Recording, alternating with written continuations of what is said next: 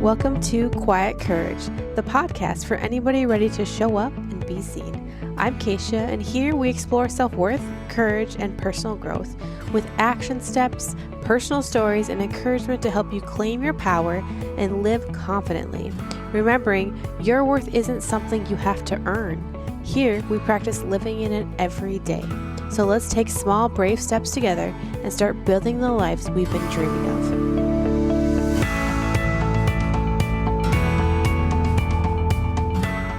Hello and welcome to the Quiet Courage podcast. I'm Kaycia, your host, and today we're talking about confidence.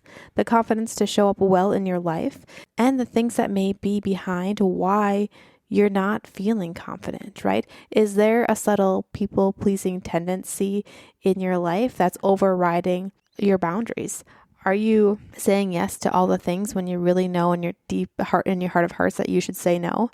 This is the kind of conversation that we're going to get into. And my friend Lonna Dille is joining me today. She has her master's in social work. She also does EMDR sessions in her therapy, and as well as couples therapy and a whole host of things. But most importantly, she is an extremely confident woman.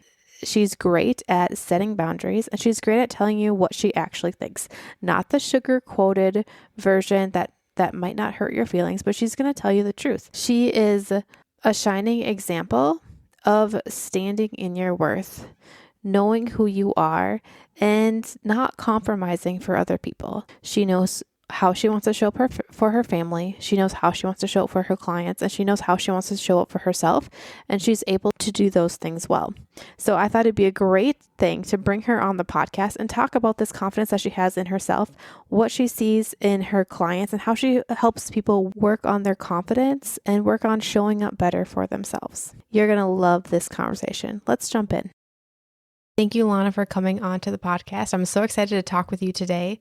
As I've mentioned before in the intro, you are a very confident person, and I'm so excited to talk to you about confidence because I feel like this is a place that a lot of women struggle. Absolutely. Thank you so much for having me. I'm so excited. Yes, it's going to be fun. So what are the most common pitfalls you see in women who don't show up fully or doubt their worth? People pleasing. So that's the simple answer, right? There's lots of reasons people don't show up for themselves, but people pleasing is probably the one I see most for women. And people pleasing is really interesting because it is a learned behavior, and it can also be a trauma response. So just because you're a people pleaser doesn't mean you have experienced trauma, but it also can be a trauma response. People pleasing in women is a learned behavior because they go, oh, well, if I do this, it's behavioral, it's observed, it's big responses shutting women down to try to keep the peace, to not be too big, too loud. It's really women minimizing themselves to hope for a better outcome.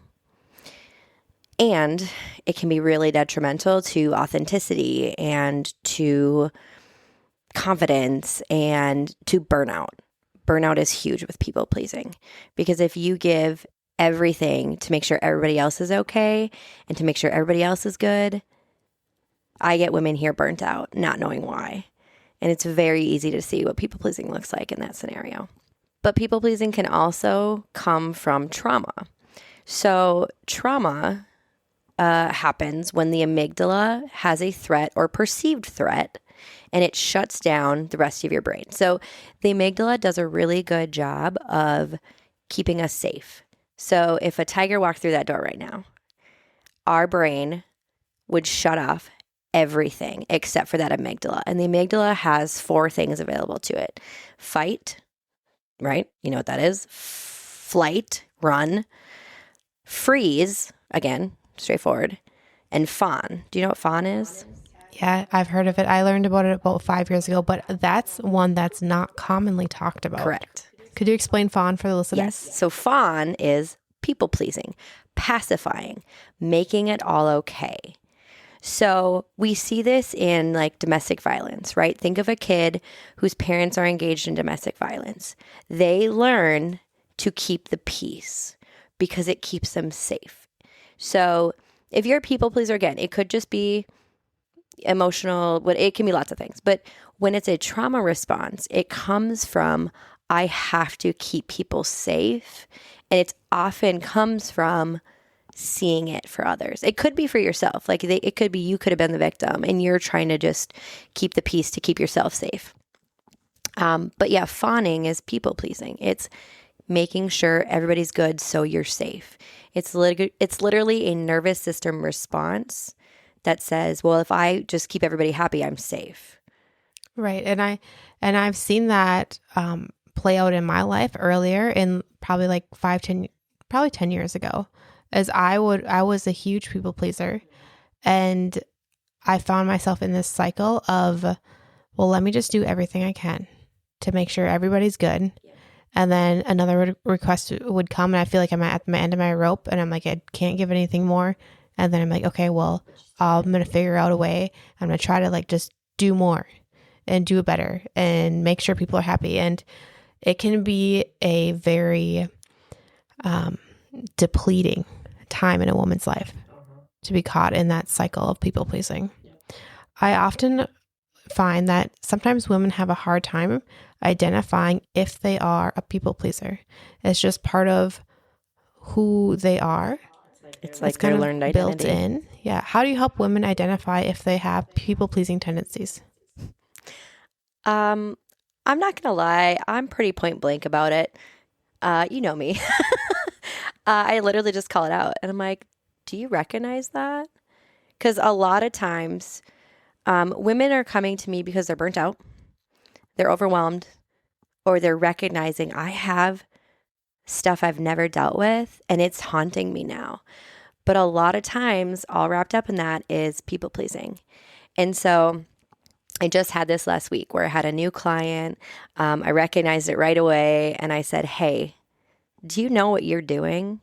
And we talked the exact same thing I just said, right? Here's the trauma responses. Here's yours. And she said, yeah, I know I'm a people pleaser. And I said, okay, the first thing we do is you have to recognize it. And truly, I said, now that I said that, here's what it looks like, right? It looks like putting everybody's needs before yourself, giving 100% at work, and then trying to come home and give 100%.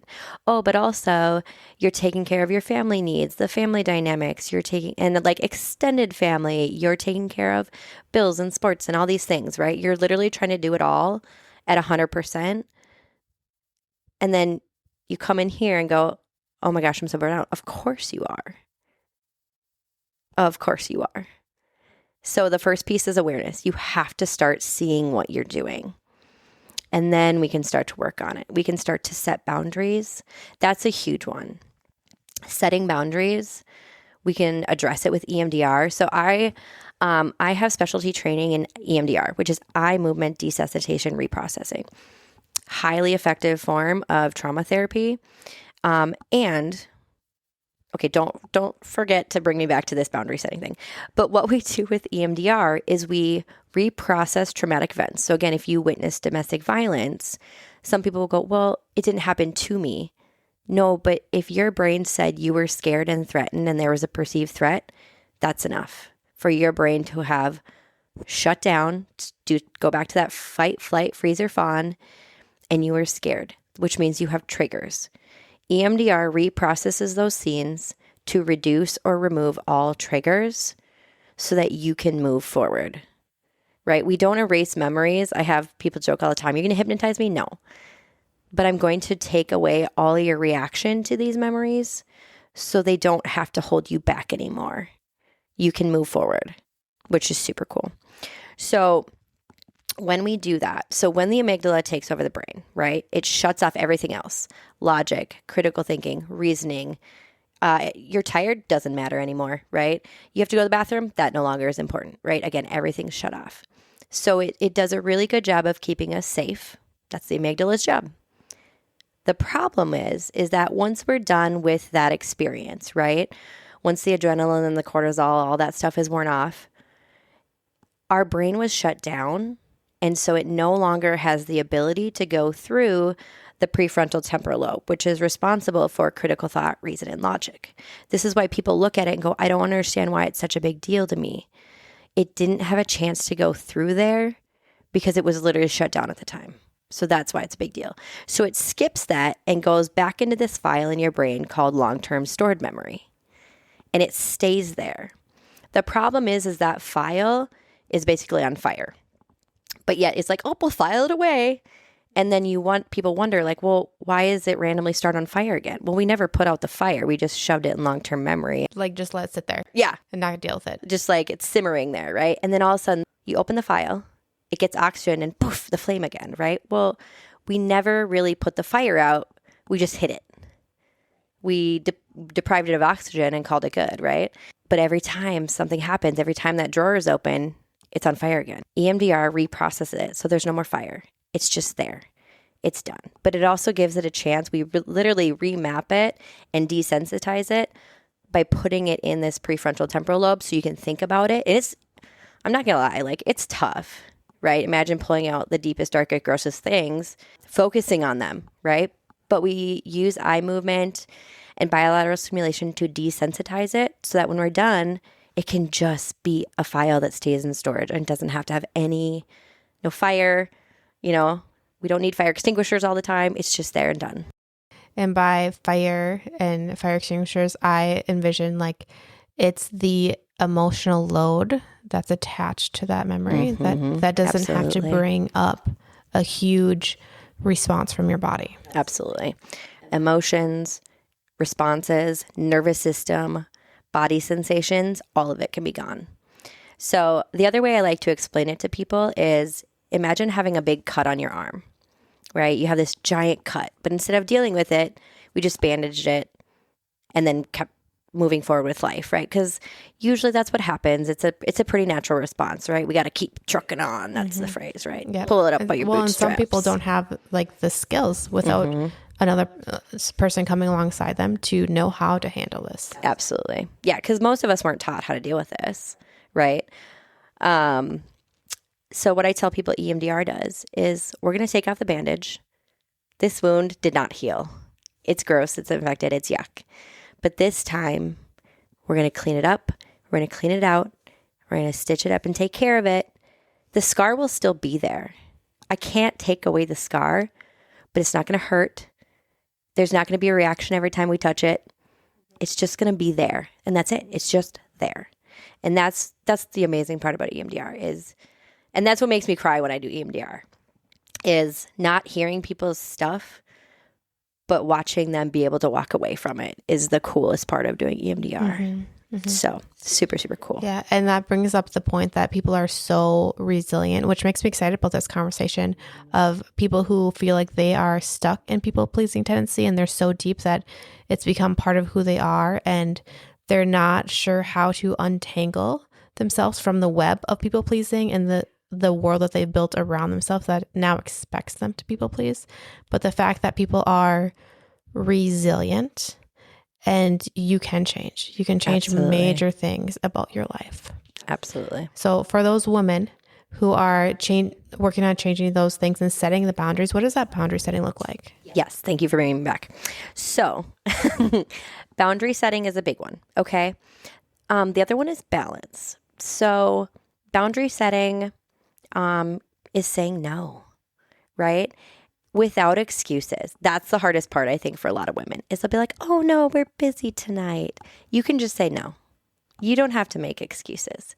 And I don't know if it's like a cultural Minnesota thing or if it's like a women, there's definitely societal pieces there, right? We're expected to be perfect as opposed to be brave, but we're allowed to say no, right? And so saying no without making any excuses, right? And if you want to provide a reason, you sure can. But most of us go, oh, well, I can't tonight because I'm busy or because no, you are allowed to say no. It's almost like we are expecting ourselves to say yes unless we have a valid reason. Yep. And that's you taking care of yourself is enough of a valid reason, right? So if you're tired, like just say no. I'm wiped. Or you can just say no, right? It can be I'd love to join the PTO. Oh, so as it turns out, it's too much for me. Both responses are okay, right? It could be like, yep, I will absolutely provide cookies, but I'm going to pick them up from Costco instead of making them from scratch, right? Like it could be, yes, I will stay late tonight, but then I'm going to come in late tomorrow because I need to balance that time for my family, right? So it's saying no, saying yes to the things you want to do. And sometimes we have to say yes out of responsibility. Like I get that, right? Life doesn't just stop. But we don't need to do things that drain us either. So saying no without excuses. People really struggle with that one. And I could see that for a lot of women in my life. And I think it might be a cultural thing as well.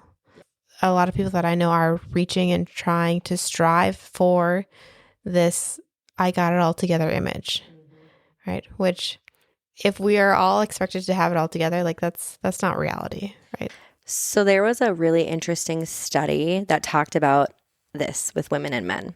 So statistically, parents of boys and girls will parent stricter on the girls and less strict with the boys. And that translates into girls feeling like they have to be perfect while boys learn to be brave. So for example, how did that translate into adulthood? Boys in adulthood would apply for a job that they are only 60% qualified for, while women wait till they're 90 to 100% qualified, simply because they learned that they have to be perfect while boys were taught to be brave. And I've seen this a lot, where why are they being chastised for the same behavior, but Right. It's okay for the boys? Right. So very subtle messages make a big impact. So any parents listening, teach your girls to be brave. Teach them to be brave, not to be perfect. Teach them to be brave. It's a beautiful, wonderful asset. So good. Yeah. So the other way that women can stop people pleasing, and I mean men too, realistically, we just do tend to see it a lot more in women because of this perfection and this standard and this idea that we're supposed to be perfect and just have it all together inherently. So the other big one is not giving 100%. What do you think about that? What comes to mind? About women not giving 100%? Mm-hmm. Instantly in my mind, I'm like, oh, that's not what you're supposed to do. Yeah. Right? Yeah, you're supposed to give 100%. And then if it doesn't work, try harder. Yeah. Right? That's the mental talk that's coming up for me. Of course you're exhausted. Yeah. Yep. Why wouldn't you be? Yep. So for some context, right? I have been in this field for, what year is it? 2026? 13 years now. Okay. A lot of women will go into teaching, nursing, social work. Why? Those are the helping fields. The helping fields, right? Mm-hmm. So in addition to doing this, I also teach as an adjunct teacher, right, at the local college. And I love it. And it's one of my favorite things to do because I get to tell them this before they ever enter this field is a couple things. A, if you're coming into the helping professions, I guarantee you're here because you had an experience that said, I want to help people, which is great. And I love that, right? That creates compassion and empathy and all the good things.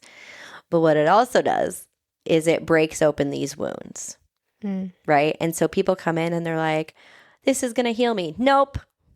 It will not heal you. It's going to give you more to work to deal with.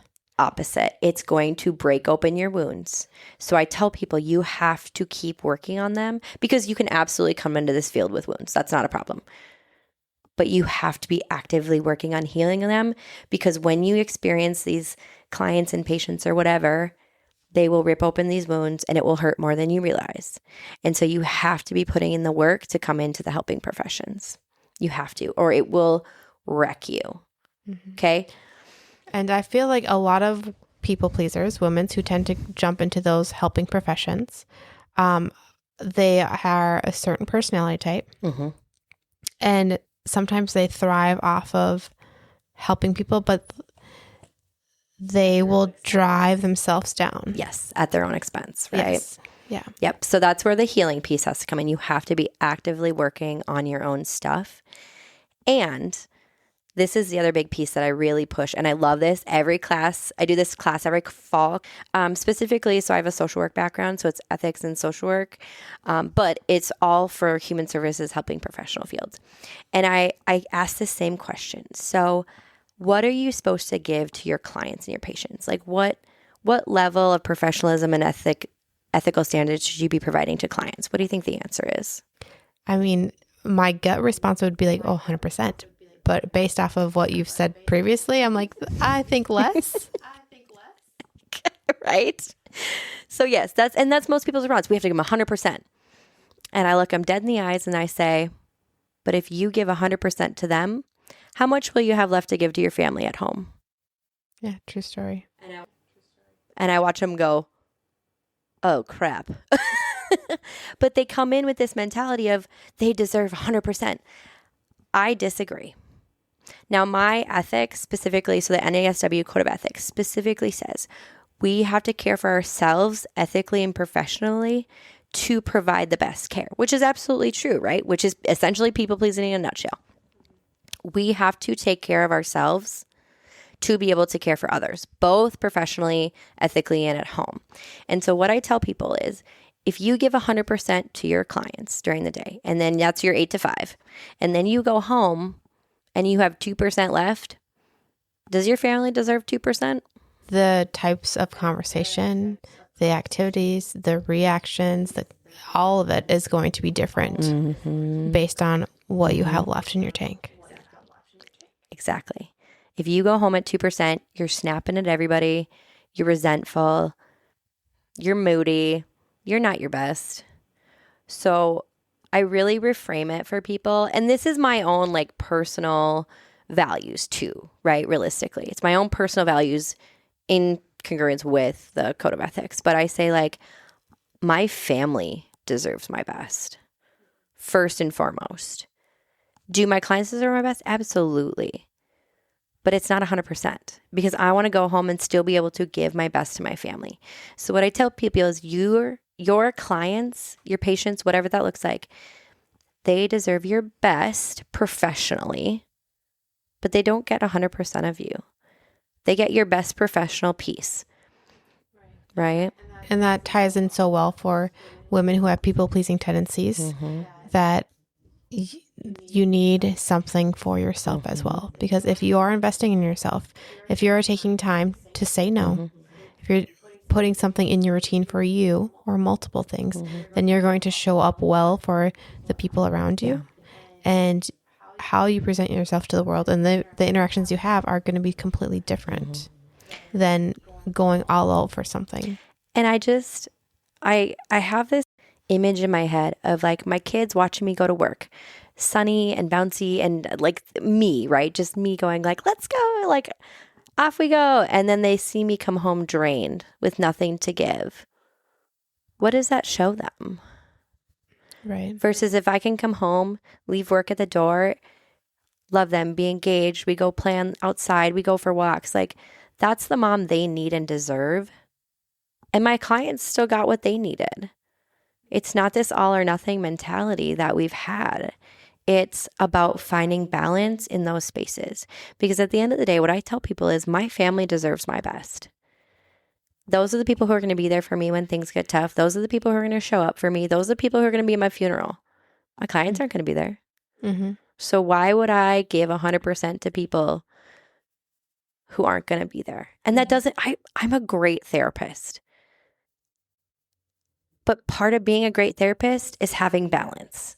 Right. And I think this applies to women who are going above and beyond what they know that they should be taking on for things that in reality don't even matter to them. Yeah.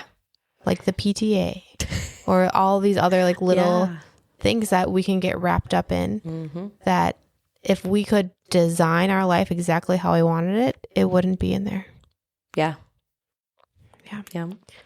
So kind of along with the people pleasing tendency that we've been talking about is confidence, because I feel like confidence ties in so well with people pleasing.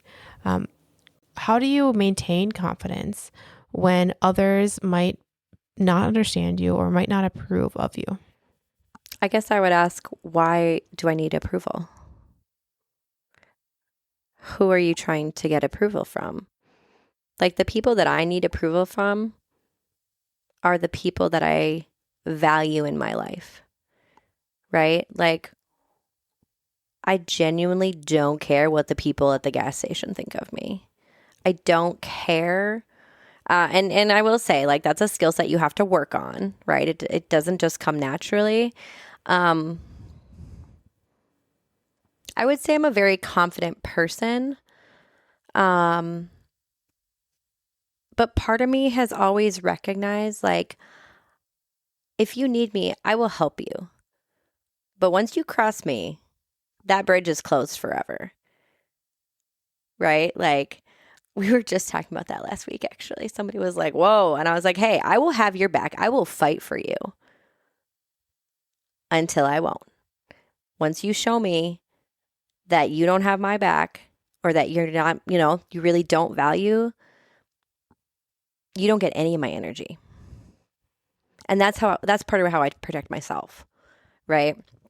It's not necessarily tied into confidence, though. So I think not shrinking is a big one, right? Which a lot of societal things go into that. Not shrinking. I am 5'1" and 3/4, and yes, every quarter inch counts at this height. Okay, I am 5'1" and 3/4. I am loud. I have curly hair, and I am a big personality. Right?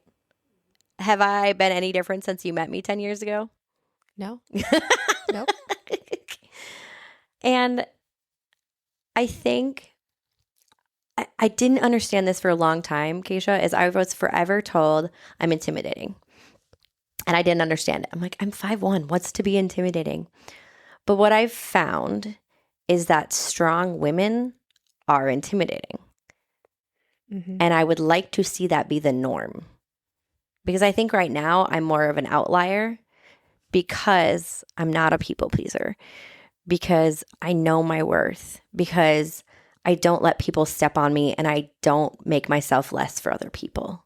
Mm-hmm. Right? And it doesn't mean I talk over people. It just means I'm not willing to shrink for other people.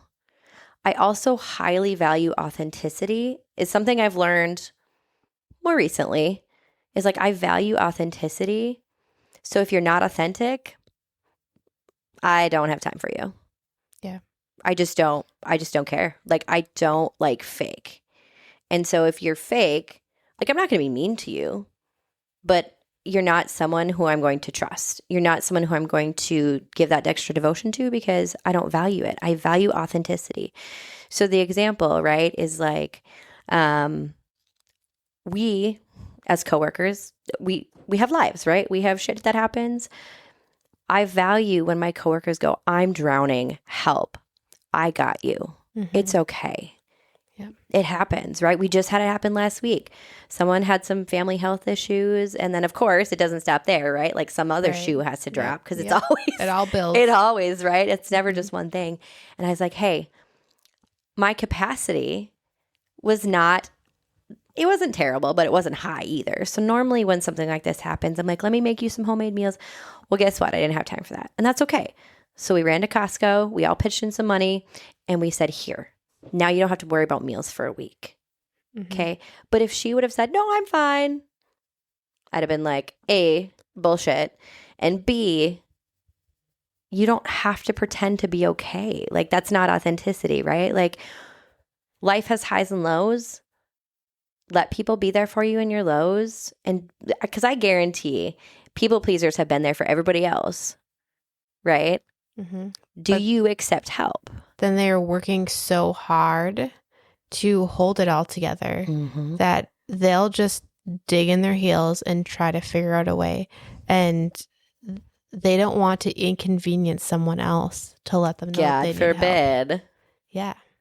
Which is it's just so interesting of a concept of mm-hmm. how, like, I know that there are so many women out there who are struggling in people pleasing. Yeah. And I almost feel like it's taboo for them to need help. Yeah. But in reality, we all love to help other people. Right?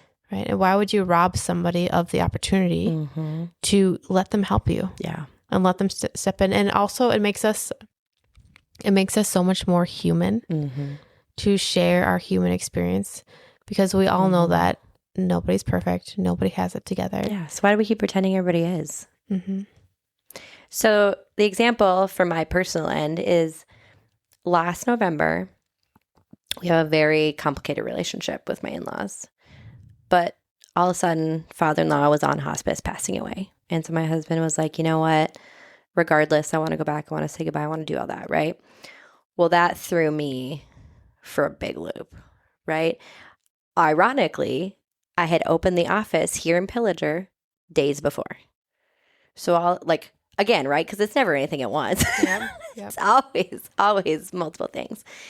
And I just threw out the helpline. I said, hey, I'm drowning. I'm so overwhelmed. And a lot of it was just emotional, right? But I was like, we were opening this. Well, it was physical then because we were moving and setting up, and every spare minute I had was doing that, right? And I was like, I don't know what to do. And kind of the normal response, let me, they said, well, can we bring you food or whatever? And I said, honestly, what I need is help catching up at home, because I'm so overwhelmed when I walk in. I don't know what to do. I don't know where to start. And so they ended up pitching in, paid for a professional cleaner to come to my house, and it took so much weight off my shoulders. I cried. And it wasn't like, I could have easily hid that, right? Nobody has to know my house is a disaster. But why would I sit here and drown when people are willing to help me? Now, the flip side of that, I remember there was another time, I think it was when I had my oldest, I had postpartum depression. And I was at home and my sister-in-laws were asking hey, how can we support you? Because postpartum depression is awful. Yeah, it's a big thing. It's awful. It was so bad. But I remember my one sister-in-law specifically was like, hey, reach out. I'll be praying for you. And I said, hey, could you come over and just, again, help me get the house picked up, sorted, cleaned. She's like, oh, well, I didn't mean that. Okay, that's fine. You're allowed to say no. And that tells me that what you said did not match what you meant. Yes. Right? Yeah, absolutely.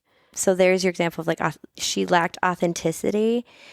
And I don't want that to discourage people from reaching out though, right? Because her response, maybe she was overwhelmed too and had to say no. That's okay, right? But for the most part, when people offer, it's because they mean it. Right. Right? And so if you aren't willing to reach out for help, that's definitely a place that I want you to start working on and being okay with. I've had nights where I'm just like, Mom, I'm so tired. Will you feed us? She's like, I would love to, right? Yeah. And again, she's allowed to say no. Then we're going to Burger King or whatever, right? Actually, I hate Burger King, but that's fine. That's not the point. So people are allowed to say no. And it's not a reflection on you, right? They're allowed to say no. But generally speaking, that's one example of when someone said no. Generally speaking, it's, hey, no problem, right? I remember my sisters showed up and they said, what do you need?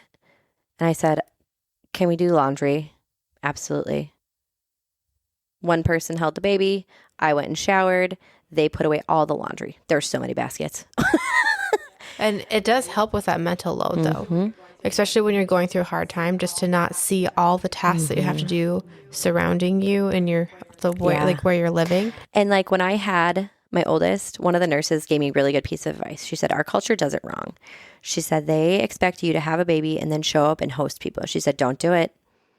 She said, when anybody comes over, you say, bring food. I had so many people come visit me. Every time I said, yep, no problem, just bring some food with. Nobody batted an eye. Nobody cared. Because they want to help. They want to help. People genuinely want to help. And I had one friend who was like, I don't cook. I'll be picking up pizza. And I said, it sounds great. I don't care. Like, Right. Yeah. people want to help. So we have to let them. We have to learn to say no. We need to be okay with being the one who's being helped. Because any relationship where you're only the giver, Yeah. that's not really a relationship Right. then. Right. And I think that's really important for women to hear that. Ask for help. Yeah. Just ask for help. Mm-hmm. And you don't have to hold up this picture of got it all together, because nobody does. Right. Yeah. And something that you said a little while ago is you said that when someone says no to you or turns you down, it's not a reflection on you. Mm-hmm. And I feel like that's such a key thing to dive into quick on how other people are treating you is not a reflection on you. And to take that even deeper, it doesn't reflect on your innate value. Yes. Oh my gosh. Yeah. And I think that's another place that some women can get it twisted when they're talking about their confidence and their self-worth, is they're looking to other people for their value. How do you approach that when you're talking to a client about their innate value? I think sometimes it's hard to see that, right? When you keep setting yourself up, but you keep moving the goalpost, right? Of course you never feel valuable or worthy. How would you when the goal never stops moving? So practicing this like grounding and gratitude, I did this. Look at how much I've grown. Look at all the things I've accomplished, right? Like, I could look at myself right now and be like, well, I'm, not making as much as I want, or I'm not doing this, or I would hope to be here by now. Cool. But if you don't learn to celebrate your wins along the way, you'll never feel good. Because if the path just keeps getting longer and longer, you're running a race, but never enjoying the scene, right? So you have to practice being grounded, enjoying the day-to-day, enjoying the wins. So, let's see. So I have my bachelor's, I have my master's. Like, you bet I celebrated that, as you should, right? Having a baby, buying a house, getting your own apartment, right? Like, you have to start celebrating your wins. You start saying no to people. Celebrate it? Celebrate it. Look what I did, right? That's a huge accomplishment, right? We have to start celebrating our wins, or we'll never feel like we win. Yeah. And I think it does tie into people's confidence too then, because then they feel like they're working so hard, but they're never achieving this goal that they have for their life, or they don't feel like they've ever arrived someplace. Absolutely. Absolutely. So yeah, it doesn't matter if it's, I'm going to the gym consistently, celebrate that, right? I'm really focusing on like my health. Celebrate your wins then. Like, don't forget to celebrate the wins. So if you say no and you set boundaries and you hold them, celebrate that. I am so stinking proud of myself. I'm going to treat myself to coffee for that. That made me, because the reality is, when women start saying no, when you start setting boundaries, it's going to be super uncomfy, right? Like, I don't know if you noticed that when I was talking about, like, if you like notice yourself tense up, or you're like, oh, what? Right? It's like any other skill though. The more you do it, the better it gets, right? I don't love confrontation, but I'm good at it now because I practiced it. Because like any other skill set, it took practice. When I started saying no, right, it took practice being comfy and confident in that. Like, I remember the first time having to do that and like my voice is shaky, like your whole body is shaking. But now I'm like, nope, not going to do it. Like any other skill set, it just takes confidence and practice, and it is going to be uncomfy. I need people to step into that discomfort, because it'll only be uncomfy for a few minutes. You have to step into that discomfort to make your life easier long term. And I do think that the first, like, stepping out into those different situations is the hardest, because oftentimes if you are a people pleaser or if you're low in confidence, you have trained the people around you to treat you a certain way. So now, not only are you saying no or setting your boundary, but you're making the people around you uncomfortable because they have to interact with you differently. Because now you're not going to take on all the work that they were just offloading. and it also makes them a little bit uncomfortable. So I feel like doing those first steps is often the hardest, and then it gets easier. Absolutely. Yeah, it'll be the scariest for sure. But again, this is where I need women to step into their bravery. Not perfection, bravery. Be brave. Be courageous. So what are some mindset tips or practical steps that you have for women who are stepping out into their confidence and they know that they want to build up their confidence? Are there specific tips you have for them? Knowing and understanding why is really helpful. So we already kind of talked about like saying no and saying yes, right, to the things you enjoy. And real quick, if you say yes to everybody else, it probably means you're saying no to yourself. So I have a lot of women who come in not being authentic and not knowing who they are anymore because they've lost their selves and their yeses. So if you're saying yes to everybody else, it means you said no to yourself. So saying no so you can say yes to yourself and your family, right? Setting boundaries, having hard conversations. Did you know the ability to have hard conversations is one of the top 5% skill sets? Meaning like the people who do the best in life, now by what like statistics, I'm not sure, but the people who can have conversations that are difficult or uncomfy have more success. And I absolutely believe that because the people who are avoidant stop themselves. Right. They never actually deal with the issue Mm-hmm. that's going on. Mm-hmm. For those hard conversations, I know that this is a place that you're very skilled at. What are some things that like you would tell women to do around having hard conversations? How would they approach that? So everybody's a little different, but there's a couple of things that it's important to pay attention to. So for example, I'm a muller. I will sit and stew and mull and boil. I don't like that. That's not fun for me. Right? It's not fun for everybody, right? But I don't like that. I hate that spot.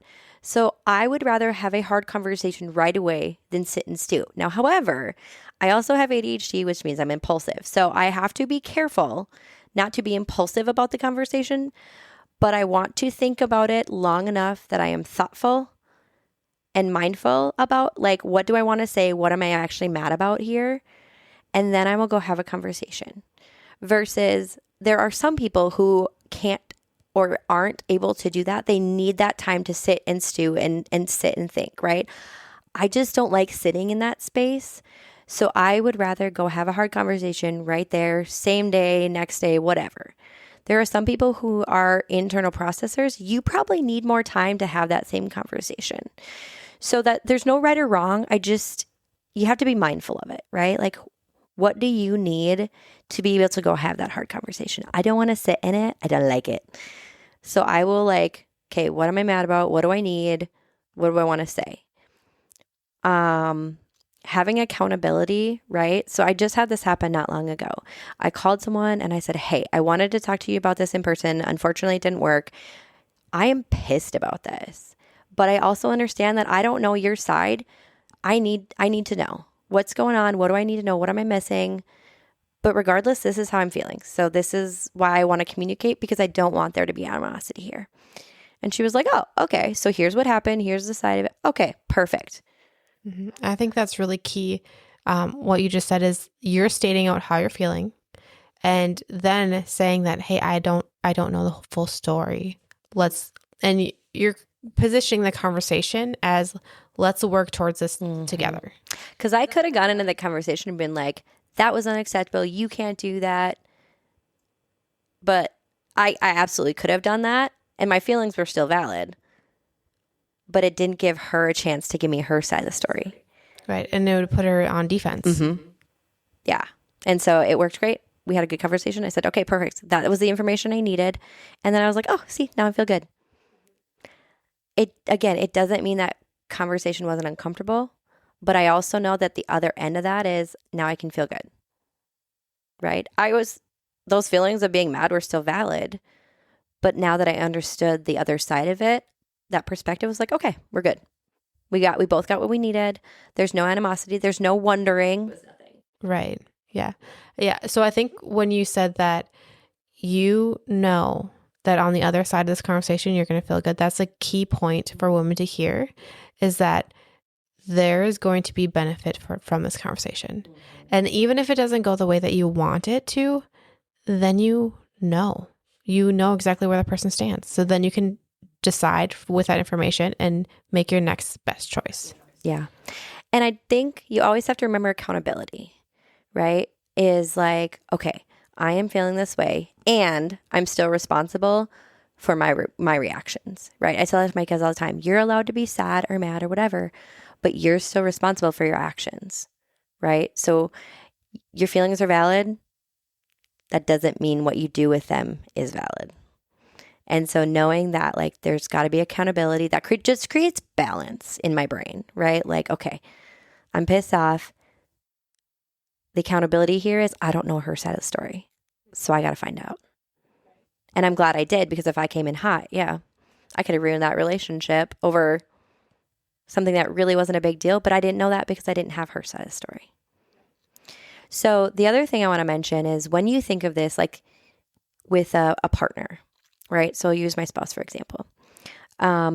Knowing how to approach people is really, really key. Okay. So my spouse is very defensive pretty naturally. And so as you work with people, you'll kind of figure this out, right? Like, so I'll just say, hey, babe, when you're in the right mindset, I need to talk to you about something. Because if I go like, hey, we need to talk about this, he's instantly on defense, right? And it's not a productive conversation. And so I just say, hey, like I put it out there, float it in the pool and be like, hey, when you're ready, here we go. I need to talk about this. And so now I've learned, right? When he's ready, then he'll come to me. And it could be 5 minutes later. It could be like, it doesn't really matter. It's out there. He's ready. It's the accountability for both of us. And then we come back and we have a really good conversation. And sometimes even just when I see he gets defensive in a conversation, I'll be like, hey, we'll pause. It's fine. Like, let's resume this if needed, because a lot of people do get defensive and it's a very natural response. It's not a great one, but it's so natural, right? And so just recognizing like people are going to get defensive. You can expect it as you start to say no and set boundaries and have hard conversations. And it's okay. Again, like that's their issue to work on, because sometimes when you're caught off guard, that happens. Very, like I said, very natural. But just recognizing those things in people and being patient is also helpful. Now, the other thing we were talking about was the why. Let's go back to that. We said understanding the why, meaning why do I keep moving the goalpost? Why do I have to make everybody else feel good? Why do I not know how to say no? Why can't I just give myself 5 minutes a day for myself? You know, like understanding your why can be so powerful, right? And so we find that a lot in therapy. You don't have to do it in therapy, but it's really, really helpful. Meaning, I only got praise when I did something good and productive.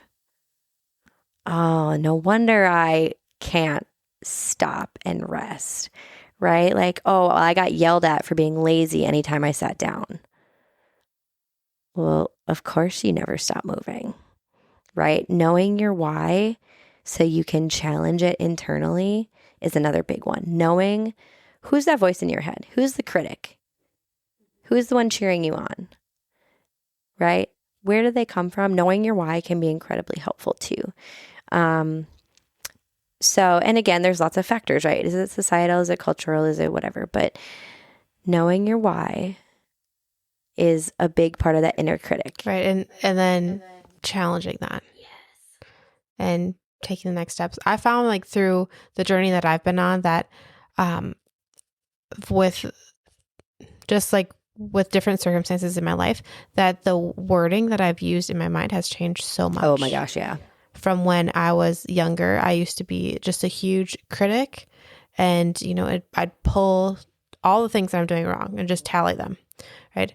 And now sometimes that still happens. I still can find things I'm doing wrong, but if I'm having a hard time, I will find myself mentally talking to myself like, okay, Kaycia, you're doing good. Like, good job, girl. Like, keep going. And like, what a phenomenal shift though, isn't that right? amazing? Yeah. Mm-hmm. And so I just brought it to mind when you're talking about like, okay, know your why.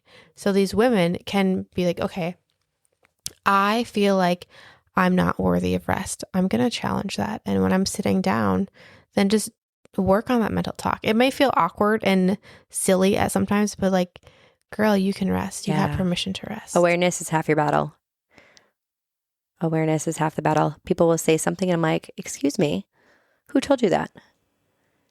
And they literally go, who told you that?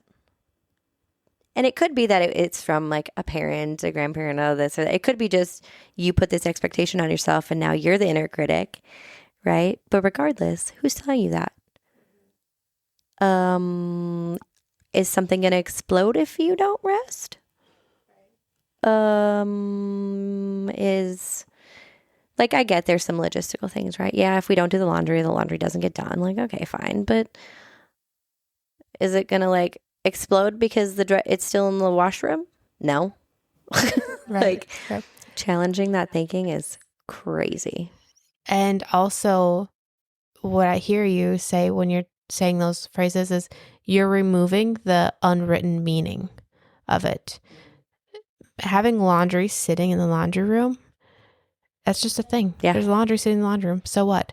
It does not mean you're not good at keeping up at your household. It does not mean that you're a bad woman. Yeah. Or a bad mom because you have laundry. It's just, there's laundry over there. There's laundry. There's no meaning attached to it. Yeah. So, example would be, so time management is probably my hardest ADHD struggle, right? And so, for example, we were running to basketball one morning. I messed up the time. I got like our normal leave time in my head and it was supposed to be 20 minutes sooner. I got my kid there late. Oh my God. That inner critic was like, why can't you just figure this out? It's not that hard.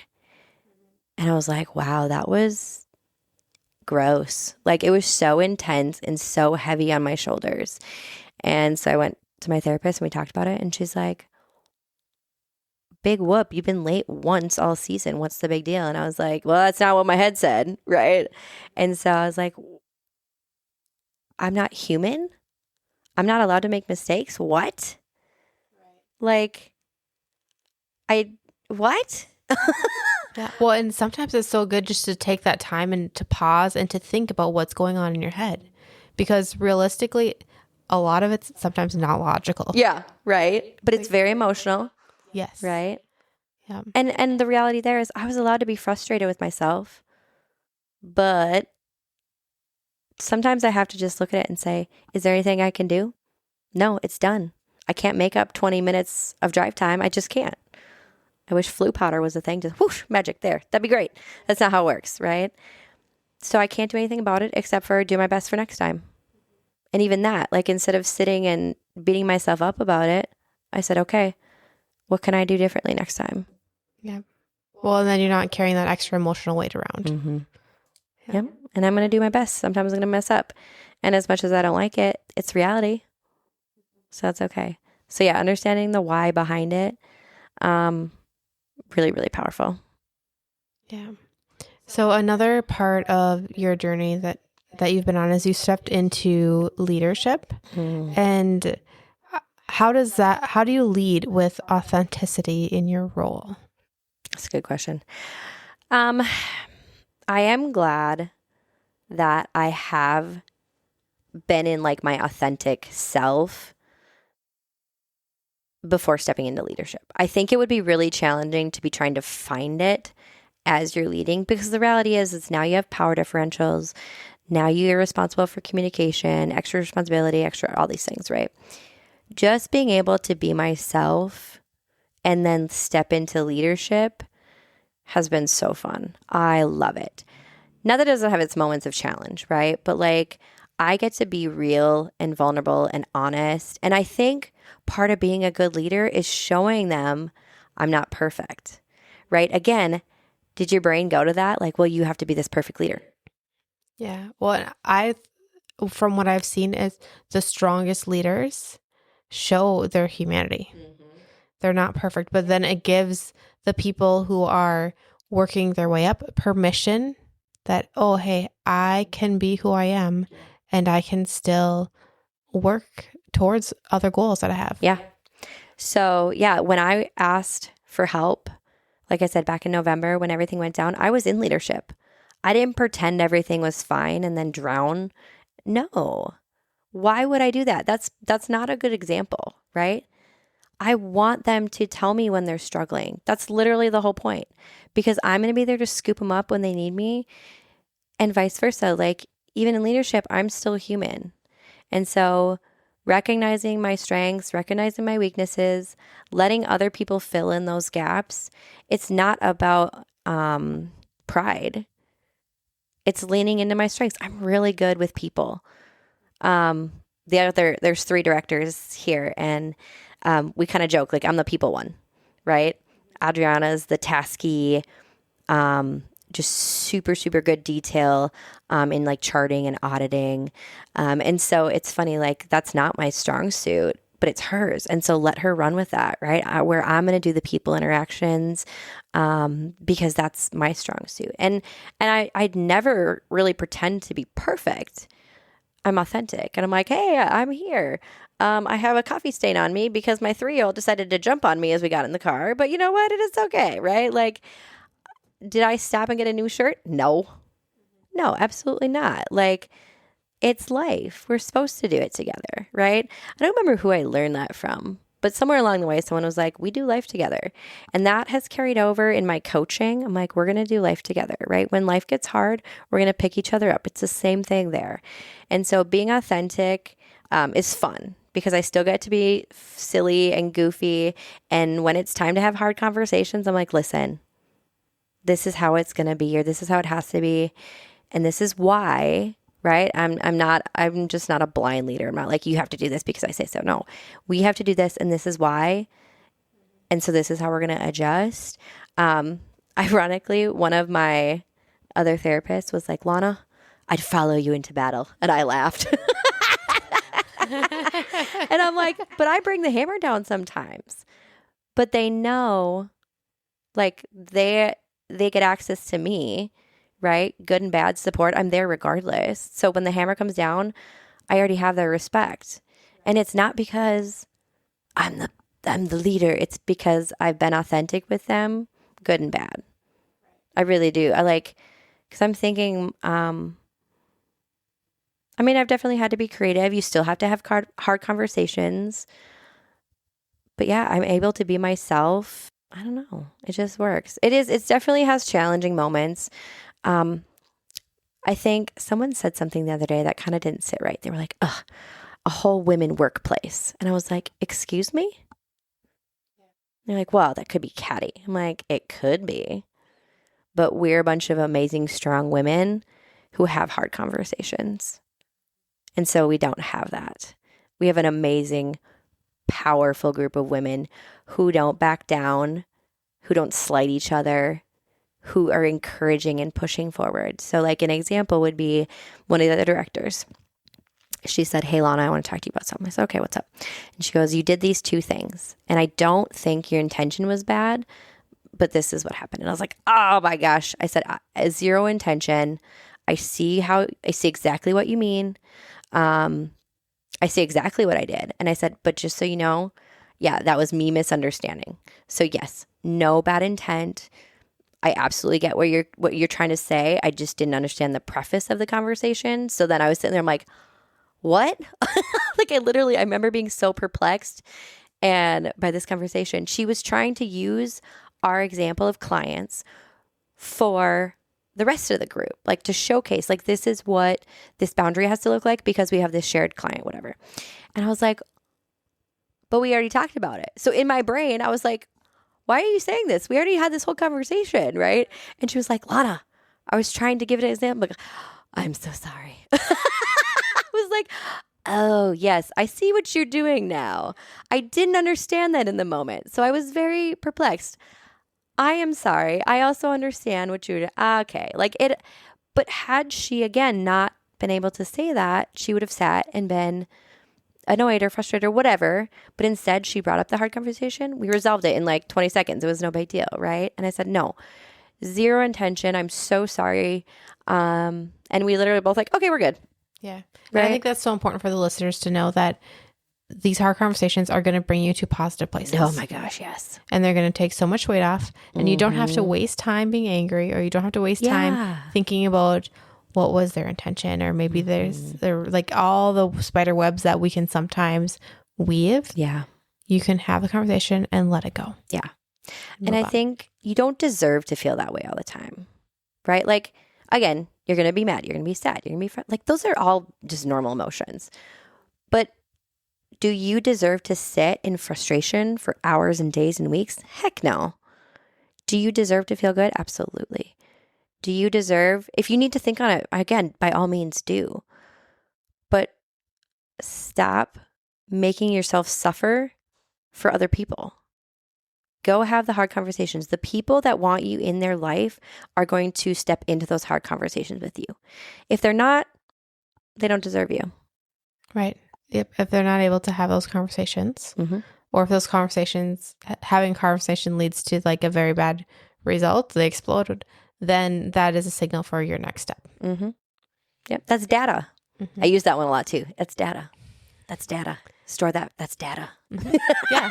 It's data. And you also don't have to have big emotions around it. Just, this is a fact. This is data. This is what happened. Yep. I did my best. So what practices help you stay anchored in your worth as a leader? So some things that I do consistently very well. I go to the gym.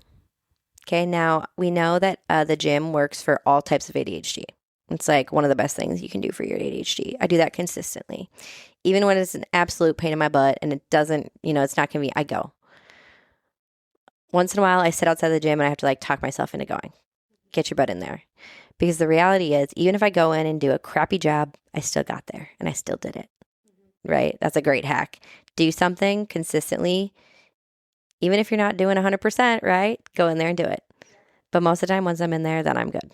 Right? Gym consistently. That's a huge help for me. It builds confidence. I feel strong. I make connections with people. And you don't have to, right? That can be your solo time. Put on your headphones. You don't got to talk to nobody. I'm just a social butterfly. But I get to the gym consistently. It's for myself. It's for me. One of my coworkers joked, they're like, Lonna, how do you see couples? And I was like, I go to the gym.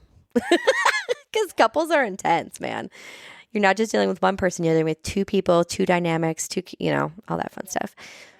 And it's really intense. But I take care of myself by going to the gym and showing up for myself consistently. It makes me a better therapist, makes me a better parent, makes me a better partner, gives me dopamine. It's all good stuff, right? All good. The other thing I do very consistently is meals. Now, when I say meals, I mean we eat well, because I'm actually, one of my next trainings is mental health and nutrition, because there's such a big tie to nutrition and medication and all these things. So that's my next training. So to be continued.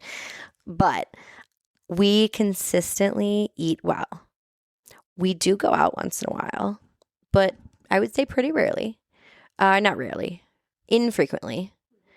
And when we do, it's not fast food, right? And so my kids were like, we never go to McDonald's. And I was like, oh no. Because it matters. And so me and my husband will sit down and we'll do the meal planning, we'll plan out groceries. I don't do grocery shopping, generally speaking, but regardless, we're really intentional about what we're putting into our bodies, what we're eating, and we're taking good care of our mind and our body. And I would say those are probably my biggest ones, because when we're doing that, it means I have leftovers, which means I'm also eating well at work, right? It means when I'm going home, we're having good food. And it doesn't have to be these crazy no, just get good food in your system consistently. I see a lot of women who are running to all the events and all the things and all that. And I get it. It's really hard to be intentional, plan ahead sometimes, and it's okay. But when you're constantly going and all of a sudden it's 8 p.m. and you haven't eaten, of course you're stressed. Right. And that's going to throw off your hormones, and your mental health and how you're treating your body are very strongly related. So linked, so important. Show up, give your body what it needs to fuel, right? Like, when your gas tank light comes on, that's not the right word. When your gas light comes on, right, on your dash, what do? You stop and you fill up with gas. Yeah. What happens if you don't? And then you're out of gas. You're stuck on the side of the road. You're out, Yeah. right? Why do we ignore when our gas light comes on? Mm-hmm. Oh, it's because you're a people pleaser and you don't stop to actually fill up your tank. You need to fill up your tank, right? Like, you can't drive on nothing. I have this conversation so many times. I used to work in a dementia unit, and then I ran an Alzheimer's caregiver support group. So I supported the caregivers, not the dementia patients, the caregivers. Mm-hmm. And I would use this analogy all the time. And I would say, okay, you're taking a flight. What happens? They go over, like the ladies up there, and here's the seatbelt, and here's the thing. I said, what do they tell you when the air mask, if the cabin loses pressure and the mask drop down, what are you supposed to do? You're supposed to put it on yourself and then put it on your neighbor. Yep. Why? So that you can have oxygen. Right? It's kind of important, right? Yes. Yeah, absolutely. If you don't put the mask on you first, you will pass out, right? Yep. Hypoxia. You will literally pass out and die. And I know that sounds like an extreme example, but if you are flying, let's say you have, a child on each side of you and you're flying. Are you any good to your kids if you have passed out from hypoxia? Mm-hmm. No. Put the mask on yourself first so you can help your children, so you can help your partner, so you can help your parents. You have to come first.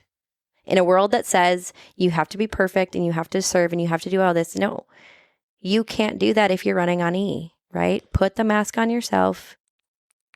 Yeah, and I think that's a challenging thing for women. Very. Because it's almost opposite to what society says. Oh, absolutely. Society is like serve, serve, serve, serve, serve.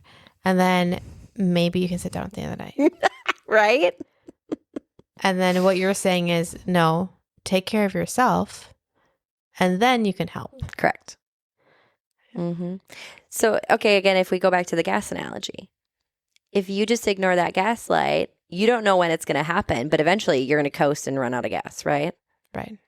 I would much rather be in a position where I'm going to stop, I'm going to get gas, I'm going to refuel, and then I can proceed on with my day. And I don't have to worry about bursting into flames, getting stuck on the side of the road, right? Like, isn't that a much more ideal scenario too, versus hoping you can get there? Yeah, and I think the bursting into flames is a really good analogy because that can signal like when you are burnt out and you've ran all day and you've served and then you've overserved and then someone asks something of you, you have nothing left and your emotions may be high. Yep. And that's almost a bursting of emotions. Mm-hmm. Like you cannot take anything more, which is very key for all of you people-pleasing people who are listening. Take a break. Or if you find that all of a sudden you feel explosive, that's probably why. Right? Like, I would guess most of the parents, I mean, some of us are more, like maybe better at coping, better at this, about it. But when you're explosive as a parent, it's usually because you haven't taken the time to take that deep breath, to take time for yourself, to take time to eat, right? Like, I joke that I'm a very hangry person, and I am. I will absolutely bite your head off if I'm hungry. It's bad. So I will literally, like, I'll eat between sessions, and I joke one time, I'm like, this is for your safety as I'm eating, right? Like, or I'll be driving. If we're like running around and we have a busy day with the family, whatever, I'll put my hand on my husband. I'll be like, honey, I need to eat. And he's like, oh my God, we have 10 minutes. And then we have to go find food. But I've recognized that in myself. I didn't know what it was for a long time. Mm-hmm. Oh God, I was so mean. Mm-hmm. But I've recognized like my body can't run on nothing. Yes. Right? Yeah. I have to give it fuel. And I think a lot of women like have their coffee and then don't eat until lunch. Now, I'm not a hormone expert, but what I've learned about it is it messes with your hormones. You need to eat. You need to give your body fuel more than just milk and sugar in the morning, okay? Yes. Like you need some fuel. And it doesn't have to be grandiose, right? Like just get something in your body, eat consistently, okay? And that sounds so freaking basic. Eat. But it applies to so many women's lives. Mm-hmm. And not only is it just eat, But I think the underlying message of this whole conversation together is take care of yourself. Oh my gosh, yes, please. Yeah. Take care of yourself. Yep. Because where I see women coming in to see me, burnt out, overwhelmed, I have nothing left. That's pretty consistent. Right? It's because they've been just overgiving and not taking care of themselves. Yep. Do you have any last comments for our listeners who are learning to show up boldly in their own lives?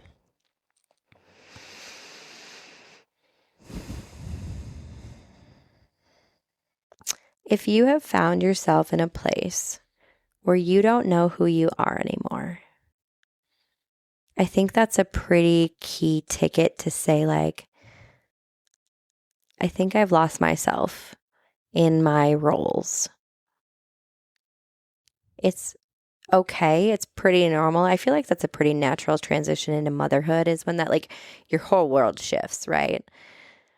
But if you have lost yourself, go find it. Go figure out what you like. And again, don't look for perfection, right? I tell people this all the time. When we start paying attention to people pleasing, when we start paying attention to eating consistently and taking care of yourself, I'm not looking for perfection. I'm looking for practice.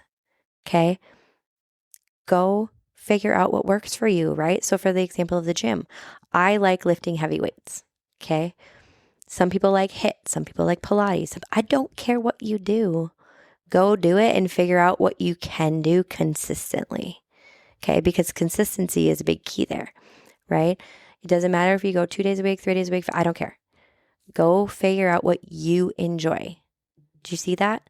Don't do it for somebody else. Do it for you.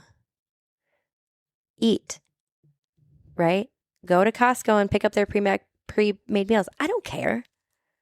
I follow this TikToker, and she calls herself like the lazy Costco meal hack. Who cares? Get it done. Doesn't matter, right? Pay someone to meal prep for you. I don't care. Just start showing up for yourself. And really, I guess my biggest thing too is, like, stop giving 100% to everybody else. You deserve to take care of yourself, right? You deserve to show up for yourself. You deserve to be happy. And I guarantee if you start doing that, you're going to see a shift. Your kids are going to be happier because you're going to be more fun to be around, right? Your husband's going to want more time with you in a good way, right? Like, you're going to find more balance. Start taking care of yourself because the people around you need you to do that. And again, I want you to do it for you, but they will directly feel the impact of that. Absolutely. Where can our listeners reach out to you? I'm going to share my dot profile with you. I have my website, my phone number, my email, just kind of link to everything. So that's the best way to kind of get in touch with me. And I will link that in the show notes below. So go ahead and check that out. And we'll be back for more conversations. Fun. Thank you for having me. Yeah, it was great. Thanks for coming on.